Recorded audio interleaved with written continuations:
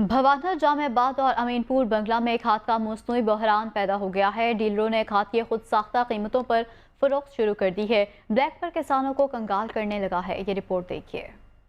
भवाना जामेबाद अमीनपुर बंगला में खाद डीलरों ने मसनूई खाद का बुरान पैदा कर दिया है और ब्लैक में फरोख्त जारी है, जबकि किसान बेचारा खाद के असूल के लिए दर बदर की ठोकरें खाने पर मजबूर हो गया। उसे खाद नहीं मिल रही। मेरे साथ किसान मौजूद है, बात कर लेते हैं। बताइएगा, खाद नहीं मिल रही, हुकूमत से आप क्या मुतालबा करेंगे? जी इस तरह ही है। इस टाइम साडी गंदम जी है तैयार है ते सानू खाद दी बहुत अच्छा जरूरत है। गंदम साडी नू बड़ी अच्छा जरूरत है खाद दी ते खाद सान नहीं मिल रही। भवाना अमीपुर जामेबाद असी जाने हैं जी।